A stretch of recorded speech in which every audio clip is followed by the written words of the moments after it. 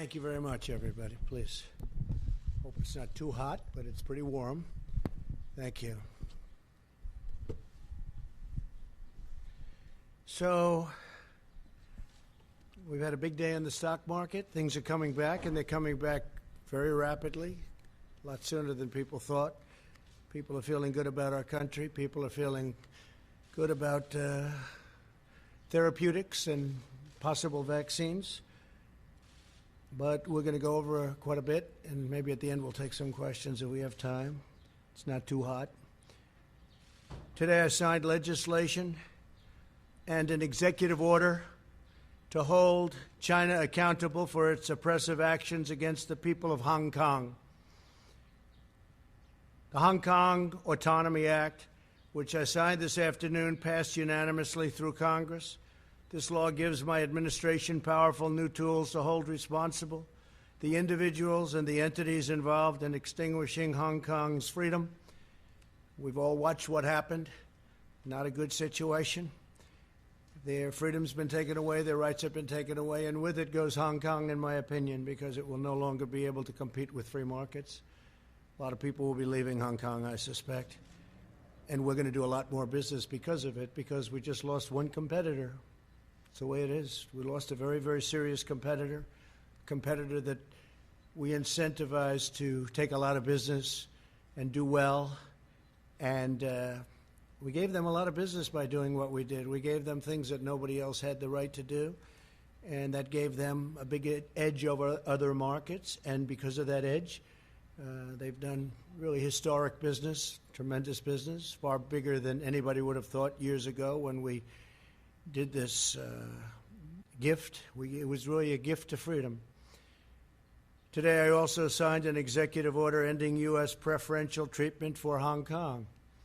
Hong Kong will now be treated the same as mainland China. No special privileges, no special economic treatment, and no export of sensitive technologies. In addition to that, as you know, we're placing massive tariffs and have placed very large tariffs on China. First time that's ever happened to China. Billions of dollars have been paid to the United States, of which I've given quite a bit to the farmers and ranchers of our country because they were targeted. And that's been going on for 3 years. It's the first time anybody's ever done anything like that. And prior to the plague pouring in from China, they were having the worst year, as you know, in 67 years. And I don't want them to have a bad year. I want them to have a good year. But they were taking advantage of the United States for many, many years. And that's stopping. But then the virus came in, and the world is a different place. But we're now getting back. And one of the reasons the market's doing so, it's almost at the point that it was at prior to the plague. Almost. We're getting very close. It's a great thing. It's an amazing thing what our people have done and what they've endured. No administration has been tougher on China than this administration. We imposed historic tariffs. We stood up to China's intellectual property theft at a level that nobody's ever come close. We confronted untrustworthy Chinese technology and telecom providers. We convinced many countries, and I did this myself for the most part, not to use Huawei, because we think it's an unsafe security risk. It's a big security risk. I talked many countries out of using it. If they want to do business with us, they can't use it. Just today, I believe that UK announced that they're not going to be using it. And that was up in the air for a long time, but they've decided. And you look at Italy, you look at many other countries. We withdrew from the Chinese-dominated WHO, and we fully rebuilt the United States military. The WHO, World Health Organization, we were paying close to $500 million a year. China was paying $39 million a year. And China had too much say. They worked it very hard, which is a bad thing done by our past administrations. But we were tough, and we were saying, I was asking, I said, why are we paying so much more than China? China has 1.4 billion people. We have 325. probably 325 million approximately. Nobody can give the exact count. We're trying to get an exact count, but you have, over the years, many illegals who have come into the country, so it depends on how you want to count it. But you could say 325 to 350 million people as opposed to 1.4 billion people. And the world trade is terrible. That deal is terrible. The world health is a terrible deal. We've been very tough on the World Trade Organization, and we've been, I guess, as tough as you can get on world health. We withdrew our money. We told them we're getting out. Doesn't mean that someday we won't go back in. Maybe we will when it's correctly run, but they made a lot of bad predictions, and they said a lot of bad things about what to do and how to do it, and they turned out to be wrong. And they were really a puppet of China. And make no mistake, we hold China fully responsible for concealing the virus and unleashing it upon the world. They could have stopped it. They should have stopped it. Would have been very easy to do at the source when it happened. In contrast, Joe Biden's entire career has been a gift to the Chinese Communist Party and to the calamity of errors that they've made. They made so many errors, and it's been devastating for the American worker. China has taken out hundreds of billions of dollars a year from our country, and we rebuilt China. I give them all the credit in the world. I don't give the credit for the people that used to stand here, because they allowed this to happen, where hundreds of billions of dollars were taken out of the United States Treasury in order to rebuild China. There's no company and no country in the world, has ever ripped off the United States like the incredible job that they did on this country and the people that ran it. Possibly it's one of the reasons, certainly it's one of the very big reasons, trade and things related to trade, that I got elected in the first place. I've been talking about it for a long time, along with many other subjects, frankly. Joe Biden supported China's entry into the World Trade Organization, one of the greatest geopolitical and economic disasters in world history. If you look at China, you look at the moment they joined the World Trade, they were flatlining for years and years and years and decades. And then all of a sudden they joined the World Trade Organization, and they went like a rocket ship. They were given all sorts of advantages. They were considered a developing country. As a developing country, they got tremendous advantages over the United States and other countries. And they took advantage of those advantages and then some. Biden personally led the effort to give China permanent most favored nation status, which is a tremendous advantage for a country to have. Few countries have it, but the United States doesn't have it. Never did, probably never even asked for it, because they didn't know what they were doing. As Vice President, Biden was a leading advocate of the Paris Climate Accord, which was unbelievably expensive to our country, would have crushed American manufacturers while allowing China to pollute the atmosphere with impunity. Yet one more gift from Biden to the Chinese Communist Party. They took all of the advantage away from us. They took everything away. They don't have oil. We would have had to close up tremendous amounts of our energy to qualify eventually, not too far into the future. We would have had to do things that would have been unbelievably destructive to our country, including the possible closing of 25% of our businesses. Think of that. And it was going to cost us hundreds and hundreds of millions of dollars for the privilege of being involved in the Paris Climate Accord. And you just have to look at what took place this year in Paris and France, where money was being sent to countries all over the world, and the people of France didn't want to take it, and they didn't, and they did a lot of rioting. They had their taxes raised. We would have had to raise our taxes, and it was a disaster. I've been given a lot of credit for what I did there. It took a certain amount of courage, I guess, because it sounds so nice, the Paris Climate Accord. but it wasn't good for us at all. America lost nearly 10,000 factories while Joe Biden was vice president. Think of that, 10,000 factories. He wrote something today, and he made a statement today that I wrote down, pretty accurate. So Biden was here for 47 years, 8 years, the last 8 years, not long ago, as vice president. He said, 1 in 5 miles of our highways are still in poor condition. Well, we're doing a good job on highways, but why didn't he fix them 3 years ago? Why didn't he fix them? Tens of thousands of bridges are in disrepair and on the verge of collapse. Well, it's probably not a right number, but we have bridges that should have been fixed. Why didn't he fix them? He was there for 8 years with President Obama. Why didn't they fix them? Tens of thousands of bridges. This is what he wrote. High-speed broadband. We want high-speed broadband. Well, why didn't he get it? 3 years ago is not a long time. And he didn't do any of the things, but now he says he's going to be president. And as president, he's going to do all the things that he didn't do. He never did anything except make very bad decisions, especially on foreign policy. So Joe Biden and President Obama freely allowed China to pillage our factories, plunder our communities, and steal our most precious secrets. And I've stopped it largely, but I've stopped it.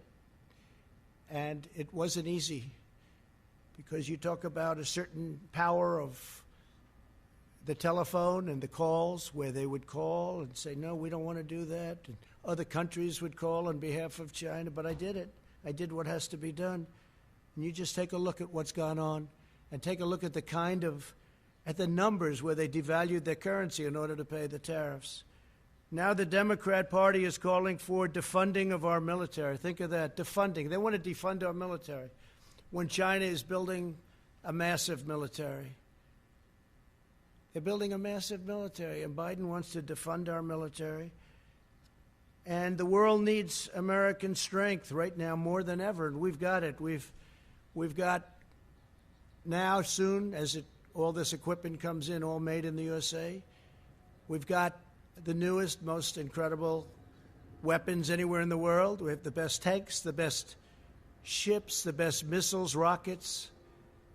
We have the best of everything. We have the best fighter jets, the F-35, the F-18. All of these assets are being built. Tankers, incredible tankers, bombers. Hope we don't have to use them. But we have the most incredible military. When I came in, the military was totally depleted. It was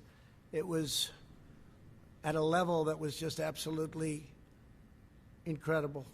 You know the statements. I made the statements before. I told you what generals told me about our military.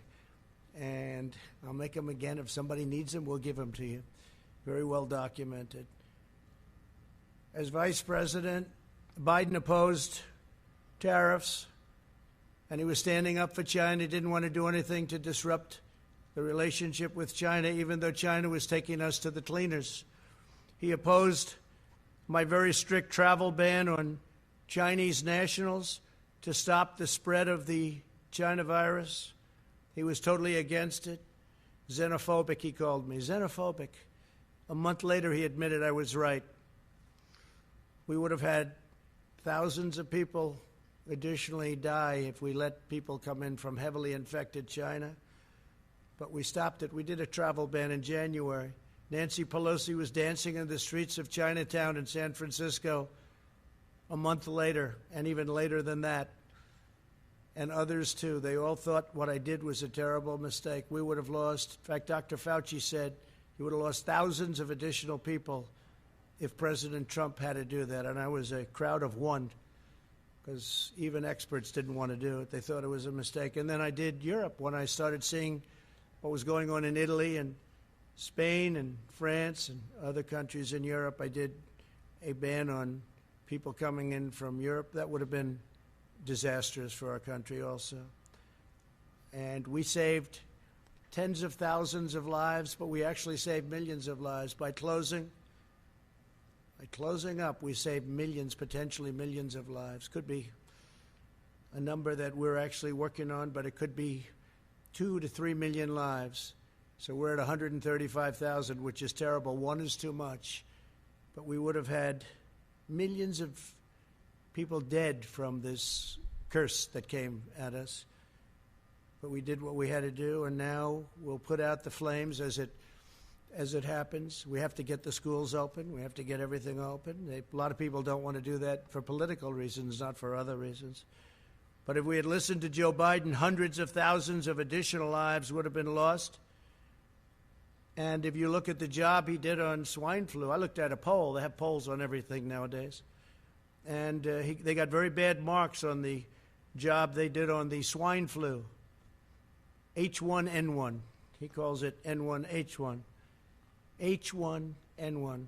Got very poor marks from Gallup on the job they did on swine flu. And they stopped very early on testing. They totally stopped it. They just said stop. And frankly, if we didn't test, you wouldn't have all the headlines because we're showing cases. And we have just about the lowest mortality rate. But if we did, think of this, if we didn't do testing, instead of testing over 40 million people, if we did half the testing, we'd have half the cases. If we did another, you cut that in half, we'd have yet again half of that. But the headlines are always testing. Now, the testing is a good thing, but at the same time, it's fodder for the fake news to report cases. So we're doing 40 million plus, going to be very close to 45 million people. And when I turn on the news, I see cases, cases, cases. They don't talk about deaths being cut down to a level that actually tenfold they use. I got that from one of the very respected media outlets, tenfold, cut tenfold, yes, but they don't talk about that. They talk about cases, and the cases are created because of the fact that we do tremendous testing. We have the best testing in the world. We now make ventilators for the world. We had very few ventilators. There wasn't one person in any hospital anywhere in this country that needed a ventilator that didn't get it. And that was because we mobilized to a level, using the Purchasing Act in some cases, we mobilized to a level that nobody thought possible. Nothing's happened like that since World War II. Our task force has done a great job. Mike Pence works so hard, it gets so little credit. Sad to see that, actually. But he works so hard, gets so little credit. The governors would tell us, we'd be on the phone with 50 different governors. They'd all tell us what a great job, great job. And then they'll go to the media and say, well, they didn't do such a good job. Well, we did a great job. We made a lot of governors look fantastic. We did in New York. What we did in New York was one of the most incredible things. 2,800 bed in Javits Center, but the governor used very few of them, unfortunately. Then we moved in our great hospital ship, one of our two great. We moved one also to Los Angeles. And we could have used that for our senior citizens. We could have used it for other people. They could have used it instead of sending our seniors back into nursing homes that were infected, where you lost thousands of people. Thousands of people in New York died because of poor management by the governor. And it's a very sad thing to see, and very sad to watch, and very sad to look at those statistics. But we have an incredible Javits Center that we built with thousands of beds. I think it was 2,800, all ready to go. And they could have sent people there, or they could have sent senior citizens there instead of sending them into the nursing homes. And after all of that work and getting it done, the Army Corps of Engineers, I mean, the job they did was incredible. They built it in a matter of days. When it was all completed, FEMA, everybody was there, doctors. We ended up getting doctors. They said, we can't man it. They said, so we'll man it and woman it. And that's what we did. We brought in doctors, nurses, everything. We're all set. We said, where are the people? They didn't send the people. Very few people came in. They could have sent them into the Javits Center. They could have sent them to the hospital ship, which was virtually unused, but we were there. By contrast, my administration acted very early to ban travel from China, from Europe, saving all of these lives. Incredible. And I want everyone to know, I want every citizen to know that we're using the full power of the federal government to fight the China virus and to keep our people safe. Through Operation Warp Speed, we will deliver a vaccine in record-breaking time. We're doing very well on the vaccines. We have many, many different vaccines being studied right now, many of which are looking really good. And we're ready to distribute the vaccine when we get it. We're all set, taking a risk, an economic risk of preparing for delivery because we feel very certain it's going to be there. But logistically, we have our military ready to go. We have generals, that's all they do is distribute things, and they're going to be distributed, hopefully a vaccine or a therapeutic, and it's coming out really well. And I think you're going to have some good news very, very quickly having to do with the vaccines. We're also working with many other countries on the vaccine. Many countries are working with us. We're unleashing our nation's scientific genius to kill the virus. Joe Biden didn't just side with China on the virus. He did. He called me, again, xenophobic. That's what he said. You all heard it many times. He described the rise of China as, quote, a very positive development. Not a positive development. Not for us, it's not. He said that the idea that China is our competition is really bizarre. He's really bizarre. He said China's not a problem. No. Nobody's ripped us off more than China over the last 25, 30 years. Nobody close. And he says China's not a problem. Now he takes it all back now. Now he wants to be Mr. Tough Guy. But for years, 47 years, he never came out against China, never said anything bad, just the opposite. His son walked out with $1.5 billion of money to invest where he'll make hundreds of thousands of dollars, maybe millions of dollars a year. Walked out with $1.5 billion. I asked one of the biggest people on Wall Street, maybe the biggest, is that possible? He said no. He's never seen it. They don't do that. But Hunter, where's Hunter? Where is Hunter, by the way? Hunter Biden walked out with $1.5 billion. In Ukraine, he got $83,000 a month and I guess an upfront payment of $3 million.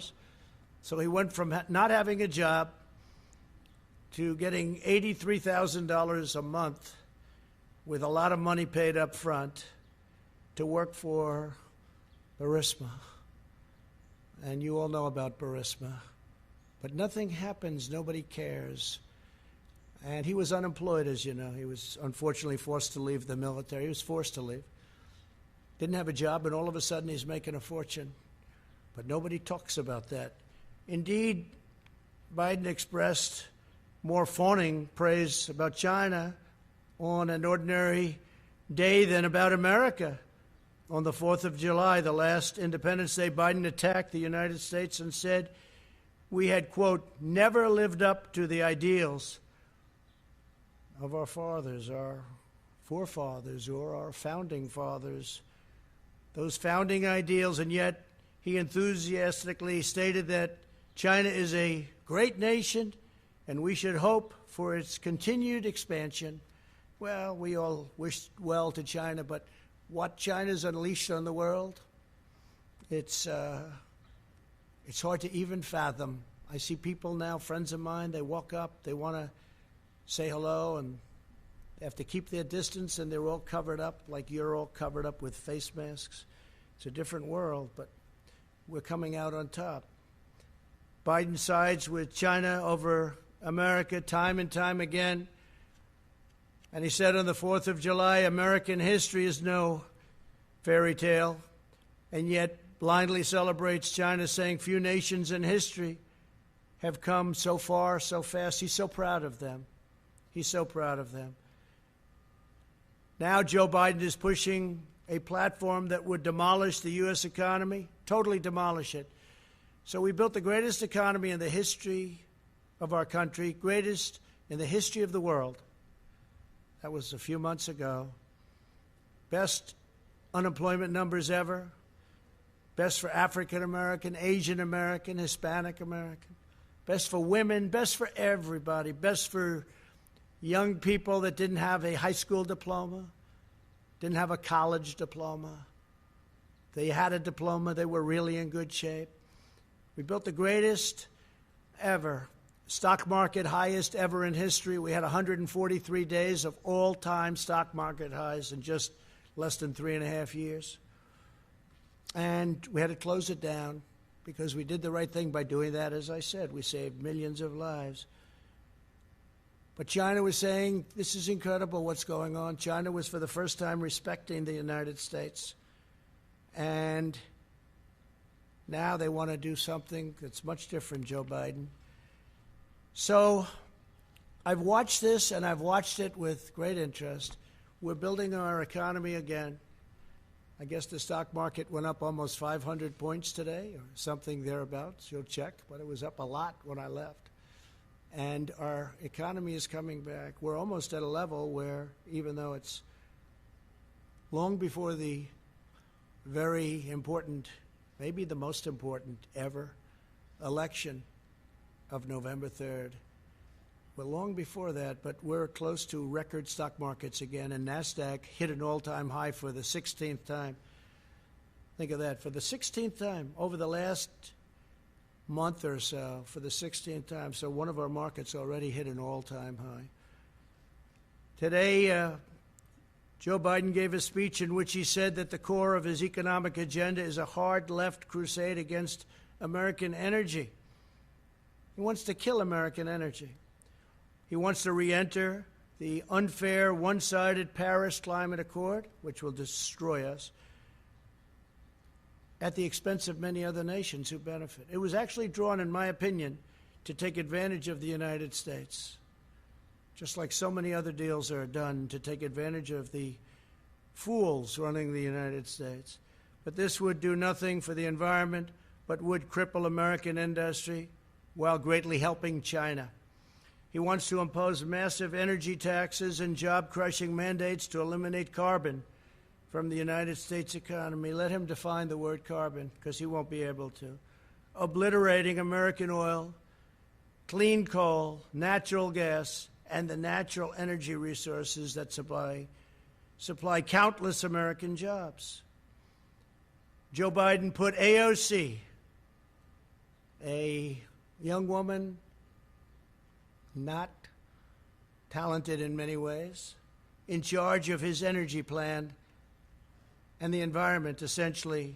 Her and Bernie Sanders, who ran a lot of times for president, never made it. Good base, but that's about it. In other words, he wants to impose the Green New Deal on our country. When I first saw the Green New Deal, I thought it was a joke. I said, this will never go anywhere. Now they're trying to impose it. This will destroy our country and make us non-competitive with other countries. Don't forget, we're in competition with China and with many other countries throughout the world. We're in tremendous economic competition, including Europe, which has never treated us well. The European Union was formed in order to take advantage of the United States. They formed, and they take advantage of the United States. And I know that. They know I know that. But other presidents had no idea. Last week, Joe Biden released his unity platform developed with socialist Bernie Sanders, describing what he would do if elected president. The Biden-Sanders agenda is the most extreme platform of any major party nominee, by far, in American history. I think it's worse than actually Bernie's platform. It's gone so far right. And he's doing that because he's begging for that vote. But one of the things I just asked my people to do is just draw up for me, just quickly, some of the things that we've been hearing about over the last couple of weeks. And these are actual key elements of the Biden-Sanders unity platform. Abolish immigration detention. No more detention. You come in here illegally, no more detention. Stop all deportations. So if we get a MS-13 gang member, which we've taken out of our country by the thousands, brought them back to Honduras, Guatemala, can't do that anymore. El Salvador.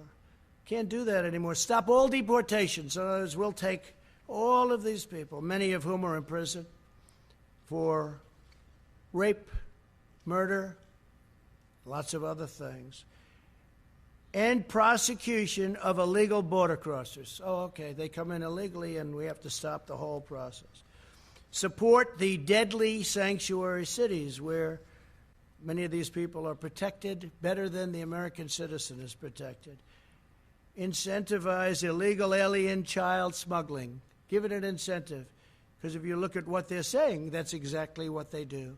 Incentivize illegal alien child smuggling. They're incentivized by what this plan calls for. Expand asylum for all illegal aliens. How about that one? All new illegal aliens. Expand asylum. Cancel all asylum cooperation agreements in the Western Hemisphere. Well, we have agreements with Honduras, Guatemala, with El Salvador. We have great agreements where when Biden and Obama used to bring killers out, they would say, don't bring them back to our country. We don't want them. Well, we have to. We don't want them. They wouldn't take them. Now with us, they take them. Someday I'll tell you why. Someday I'll tell you why. But they take them, and they take them very gladly. They used to bring them out, and they wouldn't even let the airplanes land if they brought them back by airplanes. They wouldn't let the buses into their country. They said, we don't want them. I said, no, but they entered our country illegally, and they're murderers, they're killers in some cases. And they said, nope, we don't want them. They'd turn the bus around, they'd turn the plane around, and they'd land in the United States, and who knows what happened to them. But it wasn't good. Taxpayer-funded lawyers will be given to all illegal aliens. So we're going to pay now for the lawyers' lobby, and we're going to give all illegal aliens taxpayer-funded lawyers. How does that sound? Pretty good? In other words, come in here illegally, we're going to give you free legal advice. We'll take you up to the Supreme Court as much as possible. Abolish immigration enforcement against illegal workers. Think of that. Abolish immigration enforcement. They're going to abolish immigration enforcement. Well, basically, as you know, what they're going to do is they're going to rip down the wall. They're taking it down. They want to take down the wall, which we fought hard for. We're up to 259 miles right now of great, powerful wall that's really working, because if you look at the numbers, in addition to the fact that Mexico, for various reasons, has 27,000 soldiers on our southern border to keep people out of our country. And I appreciate it. We had a great meeting last week with the president of Mexico, a great guy, friend of mine, become a friend of mine. A lot of people thought that couldn't happen because we're very opposite in terms of our views, maybe even in terms of our temperament. But he's a great guy, and he's a friend of mine, and they've been terrific. Mexico has been terrific. 27,000 soldiers on our border, Mexican soldiers. And we have great, great numbers.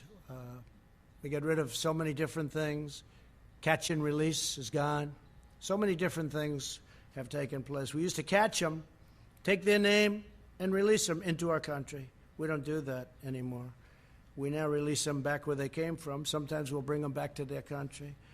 Grant work permits for illegal aliens. So if you come in illegally, you get a work permit. People that live here don't get work permits, in many cases. Provide taxpayer subsidies and welfare for illegal aliens and new immigrants. So we want to provide taxpayer subsidies and welfare for people that come into our country illegally, illegal immigrants. They want government health care for all illegal aliens. This is part of their plan. I'm not making this up. This is all down in their plan from last week. And this is good compared to what I heard today. Federal student aid and free community college for illegal aliens. What do you think about that? Federal student aid and free community college.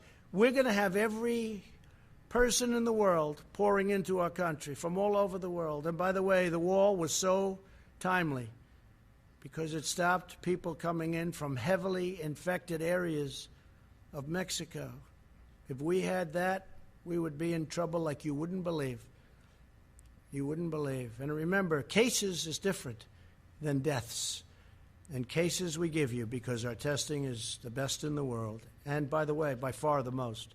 45 million. Find out which country tested 45 million people.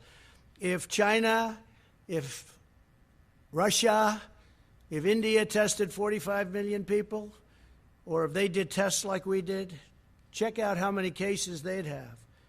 But it's still, we've done a great job, get no credit for it, and I don't want the credit. I want the people that have done this great job, the people that have done such an incredible job on building the ventilators. And doing the testing and building a testing platform that's been amazing. We have many platforms. Many companies have come up with different forms of tests. When we started, there was no such thing. Sign new immigrants up for welfare immediately. This is Joe Biden. So they walk off and they come in and they put a foot into our land, and we sign up new immigrants up for welfare. We sign them up immediately. They get welfare benefits. United States citizens don't get what they're looking to give illegal immigrants. Think of that. Sign up. It's hard to believe I'm even reading that. New immigrants for welfare immediately. Not to mention the cost of this, which is incalculable. The cost of this is so crazy. End requirement for immigrant self-sufficiency and maximize their welfare. Now, this is us writing this. Who's not coming to the United States?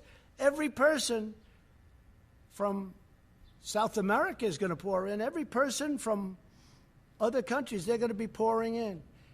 End requirement, think of that, for immigrant self-sufficiency. And remember to maximize, so we give it a maximum. Then we have massively expand immigration during a global pandemic, taking jobs from unemployed Americans. End all travel bans, including from jihadist regions. So now we have travel bans. A lot of you said I didn't get the travel ban, and you were wrong. We got the travel ban. We lost in the Ninth Circuit. We lost again in the Ninth Circuit, and then we won in the Supreme Court. We have a very strong travel ban. And we don't want people that are going to come in and blow up our cities, do things. And frankly, with the liberal Democrats running the cities that we do have, where they do have problems, maybe they wouldn't mind, but I would mind, and the people of this country mind. So listen to this. End all travel bans. He's talking about the ban that I won, that everybody said I didn't win. They said I didn't win because in the lower court we lost, that we lost in the appellate division, and then we won in the Supreme Court. So he said he lost, and they're right at the lower level. But in the meantime, we won in the Supreme Court. So it's in effect, but they didn't say that. They said he lost, which again is fake news, but that's the way they do it. So end all travel bans, including from jihadist regions. They specified that. Grant mass amnesty. Everybody gets amnesty, mass amnesty. Think of that. And this is create a roadmap to citizenship for massive, massive numbers. And we're not talking about DACA because I'm going to take care of DACA much better than the Democrats did. The Democrats had their chance, and they blew it. But we're going to take care of DACA because I'm going to be doing, in the not-too-distant future, pretty soon, I'm going to be signing a new immigration action, very, very big, based immigration action that, based on the DACA decision, I'll be able to do. Vastly expand low-skilled immigration to the United States. So they want a lot of people come in with low skills. I like merit. Think of that. Vastly expand low-skilled immigration to the United States. These are the things that are in the plan. This is Biden. Biden's gone radical left. Increase refugee admissions by 700%. Huh. That's a lot. By 700%. Nobody's ever heard of such a thing. Increase refugee admissions by 700%. Abolish law enforcement as we know it. I think the police do an incredible job in this country. And you're going to have a rogue, terrible cop on occasion, like you do in any industry, in any business, in any profession. But I think they do an incredible job. Abolish law enforcement as we know it. End cash bail. No bail. Just, we let you right out. Look at what's happened to New York. Crime is up. Shootings are up at numbers that nobody's ever seen before. Look at Chicago. What a disaster. And we're waiting for them to call us because we're all set to go. We have the FBI. We have Homeland Security. We have everybody ready to go. We have the National Guard. They're all ready to go. End cash bail, releasing dangerous criminals onto our streets. Cash bail. New York just did that. Other places have done it. They haven't turned out too good. Abolish completely the death penalty. And I know there's a lot of debate on the death penalty, and there has been for a long time, but sometimes you use the death penalty, depending. You know what happened today with regard to the death penalty. Appoint social justice prosecutors in order to free violent criminals. So they want to appoint social justice prosecutors to free violent criminals. End mandatory minimums. And that's by empowering judges to determine appropriate sentences, by fighting to repeal mandatory minimums at the federal level and give states incentives to repeal their mandatory minimums. We could go on for days. Incentivize prison closure. So they want to close our prisons. They now want to abolish our police departments. They want to abolish our prisons, I guess. Incentivize jail and prison closures as populations decline. Ensure the resources saved are invested directly into those communities. So they want to close them rather than have them for some very bad people, people that are not going to behave when they get out. You see that in New York. They allowed a lot of criminals out, and those criminals are causing havoc. And then they got rid of their incredible and legendary crime squad. And bad things are happening in New York. Bad things are happening. I love New York. I hate to see what's going on. End solitary confinement. Free federal housing for former inmates. So federal housing now can go to inmates, former inmates. Rejoin Paris Climate Accord and seek an even higher level of restrictions. Oh, I didn't notice that. Oh, I see. So they want to rejoin the Paris Climate Accord, and they want to seek an even higher level of restriction. In other words, make it worse than it was. Mandate net zero carbon emissions for homes, offices, and all new buildings by 2030. That basically means no windows, no nothing. It's very hard to do. I tell people when they want to go into some of these buildings, how are your eyes? Because they won't be good in 5 years. And I hope you don't mind cold office space in the winter and warm office space in the summer, because your air conditioning is not the same as the good old days. Mandate zero carbon emissions from power plants by 2035. Zero. We're talking about zero. Nothing can go in the air. Mandate net zero carbon emissions by 2050. And I believe he's changing that. He's bringing it down. He wants no petroleum product. He wants no oil or gas. I don't think Texas is going to do too well. They're going to get rid of about 7 million jobs if you go by the Biden plan. I don't think that Oklahoma, North Dakota, Pennsylvania, you're going to be too happy with that, and many other states, Ohio. Mandate all 500,000 school buses and all 3 million government vehicles be changed to zero-emission vehicles within 5 years. I've heard of worse than that. Install 500,000 taxpayer-funded charging stations nationwide. Here's a bad one, really bad one. End school choice. There is nothing that the African-American community wants more than school choice. And mothers and fathers are going to be very happy to see him be defeated just on that alone. End school choice. So Joe Biden wants to end school choice. End tax credit scholarships serving disadvantaged students in 26 states. Oppose 14 million Americans with education savings accounts. And get rid of school choice, having to do with school choice. Eliminate school choice in Washington, D.C. You know what they've done in Washington. They have some incredible example right here. Example.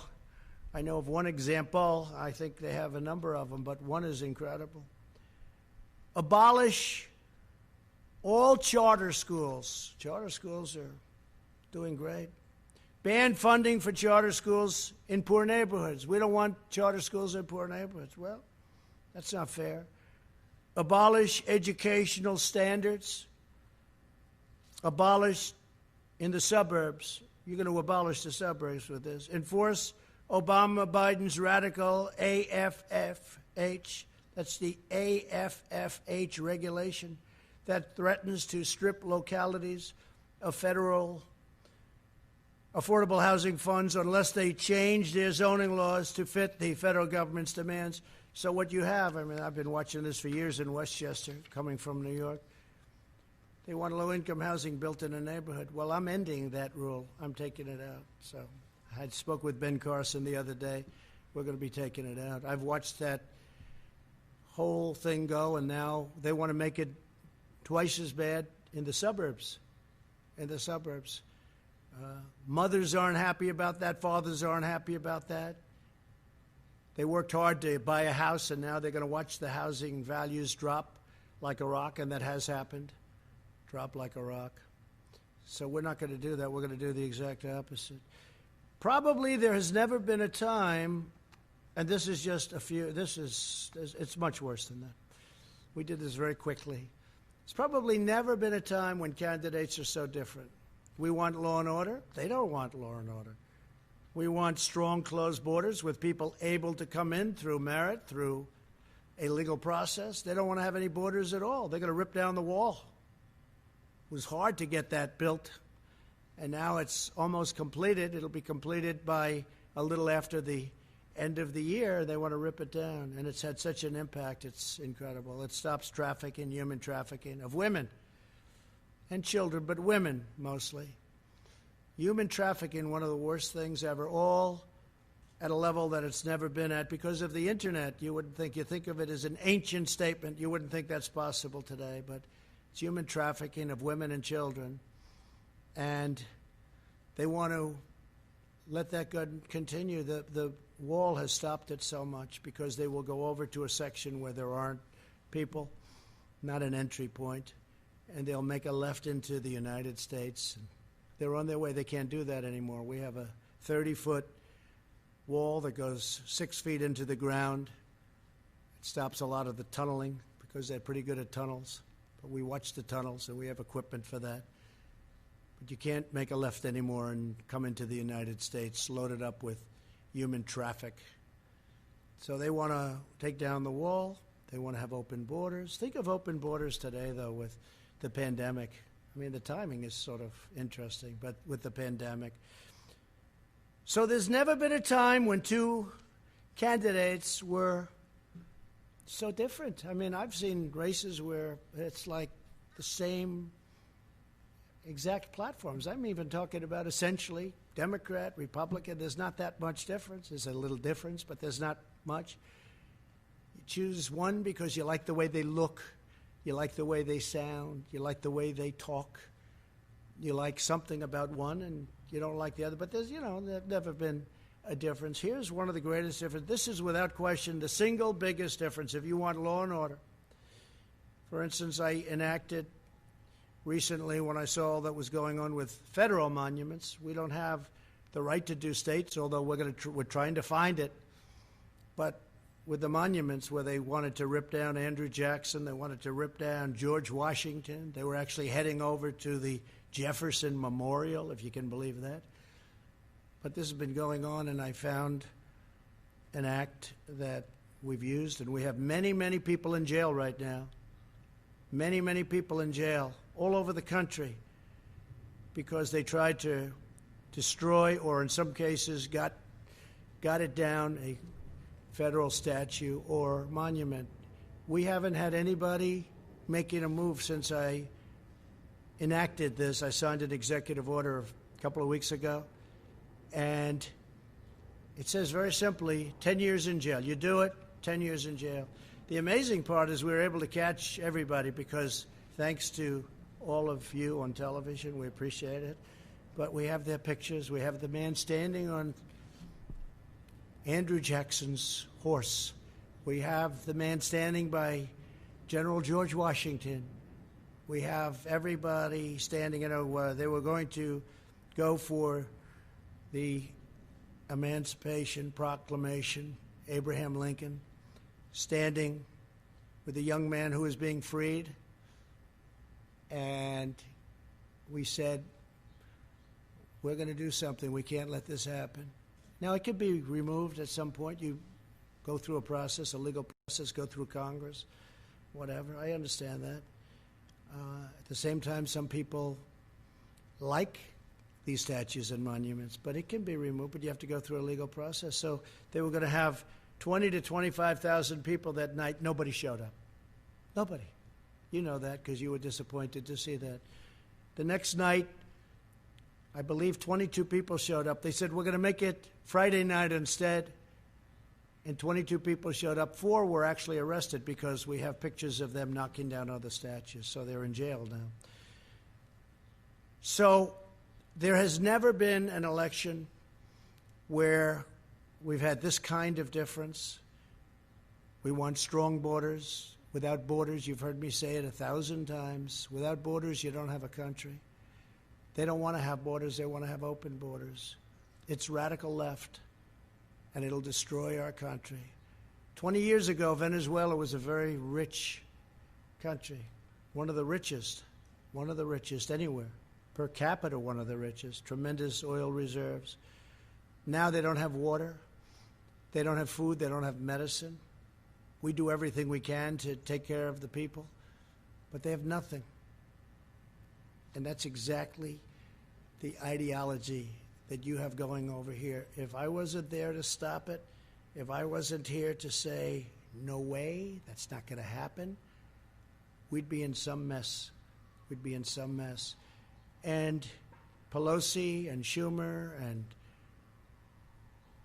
Bernie and Joe, they'll never stop it. They don't have the power, the strength to stop it. It's beyond them. But we do. So there's never been a time like this where you've had an election of people so different. Okay, a couple of questions. Yeah, please, go ahead. Sir, you just spent the better part of an hour explaining why Americans should choose you and not your opponent. Yesterday you said on Twitter, be careful what you wish for. I guess the question is, do you see yourself as the underdog in this race? Do you see yourself losing in the fall? No, I don't. I think we have really good poll numbers. They're not suppression polls. They're real polls. You look at the intercoastal in Florida. You look at the lakes. You see thousands of boats with Trump signs, American signs. You've got the Trump Pence sign all over. You look at what's going on. You look at bikers for miles and miles riding up highways proudly with their signs. Look, we won a race where it was the same thing, 2016. We had polls that were fake. They turned out to be fake. Not all. A couple of them got it right. 3 of them, to be exact. 3 of them. One of them was unsuspecting. But they got it right. They were very proud of it. But we had in 2016 something even more so, but we got in, and we had 306 to, I guess, 223, which was a tremendous margin of difference. You remember they all said he cannot get to 270. I went to Maine a number of times where we just freed up lobster fishing and fishing. They took away 5,000 square miles from Maine. I just opened it up, and I just got rid of tariffs in China, and we're working on European Union, which charge our fishermen tariffs. And I said, you're not going to do that. So we freed it up for Maine. But if you take a look, we went up there recently. There were crowds, thousands of people lined up going over to a factory where we were opening up for. We're making swabs, a beautiful big new factory making swabs. I think that the enthusiasm now is greater and maybe far greater than it was in 2016. I think a lot of people don't want to talk about it. I think they're not going to say, hey, I'm for Trump, I'm for Trump. They don't want to go through the process. And I fully understand that because the process is not fair. The media doesn't treat us fairly. They never have, and perhaps they never will. But maybe they will when we turn this around for a second time, and it's going to happen very quickly. When we turn it around for a second time, maybe they will. I think we're doing very well in the polls, and I think you have a silent majority, the likes of which this country has never seen before. This is a very important election. We've done a great job. We had a turn it off, as I said. Turn it off, and now we've started it again. As you know, they announced 2 weeks ago record job numbers, almost 5 million people. And that beat the last month, which was also a record, 2.8 million people. Nobody's ever done what we've done, and now we're doing it twice. And I think by Election Day, you're going to see some incredible numbers. The third quarter is going to be really good. Fourth quarter is going to be great, but next year is going to be one of the best economic years. So hopefully I'll be able to be the president where we say, look at the great job I did. At this point. I think great. I think we have a great chance. I think we're going to have a lot of people show up. I'm very worried about mail-in voting because I think it's subject to tremendous fraud and being rigged.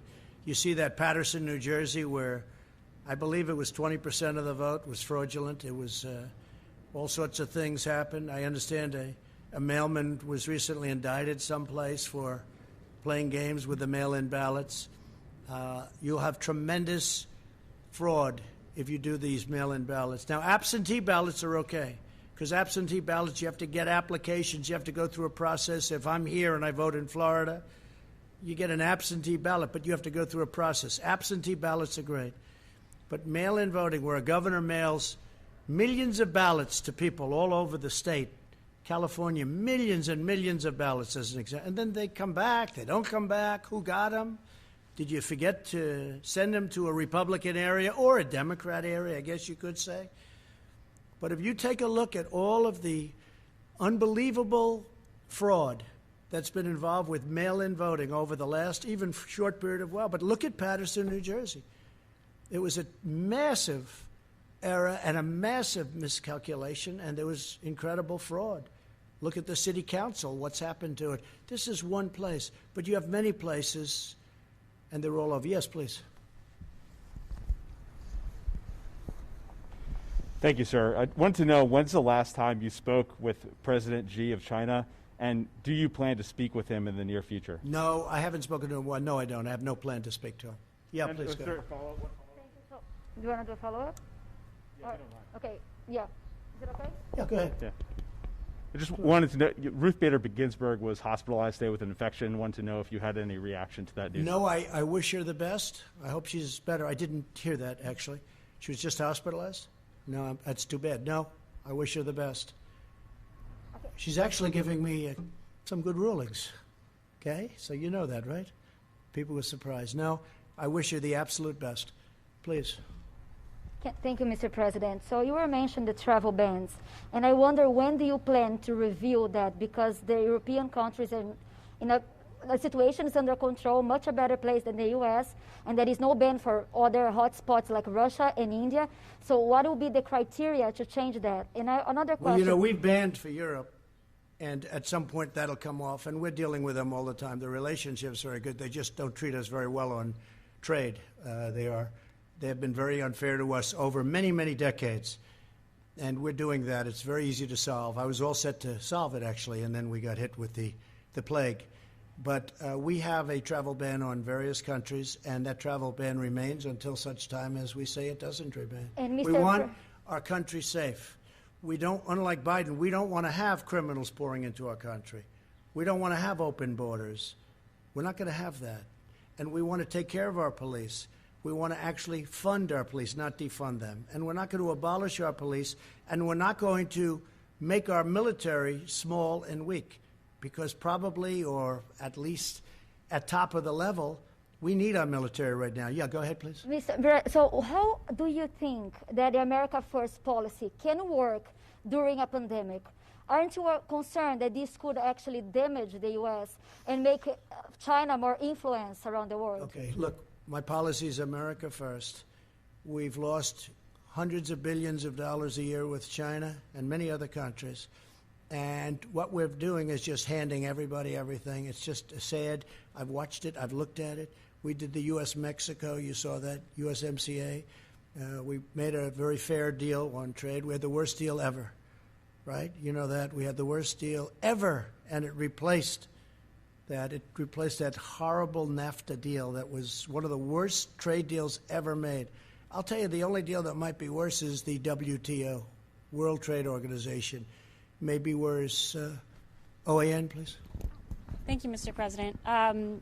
Your administration has taken tangible steps to ensure that Chinese companies are not taking advantage of our U.S. stock markets, our trade. Last week, your administration sent a letter to the Railroad Retirement Board asking them to reconsider investments in Chinese defense firms. Meaning not to invest. Correct. That's correct. So where is that request now, and are you taking tangible actions to ensure that U.S. investments don't continue to fund defense firms in China? And you'll see more coming. This was a very important bill that we signed, but you're going to see more coming over the next short period of time. But yes, we don't want them investing in Chinese military companies, okay? Letters, I mean, what actions can be taken to ensure that does not happen? Well, you have a lot of actions we can take, including the increase. You know, right now people don't know China's paying a lot of tariffs. We made a China deal, and they bought just, I think, the third highest amount of corn ever in world history. They just bought from us the highest amount, which is great for our farmers. But I view it differently than I did before I made the deal. When I made the deal, I thought this was a great deal. After what happened to us, what happened to the world coming from China, I view it much differently. But we can impose massive tariffs on China if we want, and other countries if we want. And we'll see. We just want to be treated fairly. We want a level playing field. Our farmers were never treated properly by anybody, and they were targeted by China. You know, I paid our farmers $28 billion over a 2-year period because they were targeted to that amount of money, to that exact amount of money, 28. It was $16 billion, and it was $12 billion, 28 over a 2-year period. And we gave $28 billion to our farmers. That's why they're all here. And now they're doing very well. Our farmers are doing very well because we made really great trade deals. USMCA just kicked in. The China deal, they're buying a lot. They are buying a lot.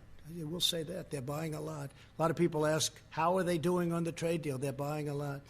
So I want to thank everybody, and we'll be having these conferences. Again, we're going to be signing an immigration act very soon. It's going to be based on merit. It's going to be very strong.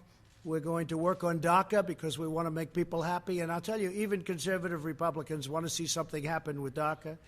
The Democrats had their chance for 3 years to do something with DACA, and they always turned it down.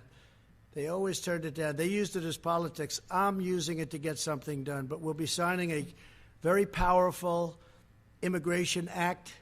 It'll be great. It'll be merit-based. The country's tried to get it for 25 or 30 years. It'll be strong on the border, but you'll come in legally, and you'll be able to come in legally. And very importantly, we'll be taking care of people from DACA in a very Republican way. Republicans, I've spoken to many Republicans, and some would like to leave it out, but really they understand that it's the right thing to do. So we're going to be taking care of DACA. We will be doing for DACA what the Democrats had a chance to do, and they never did it, okay? Thank you all very much.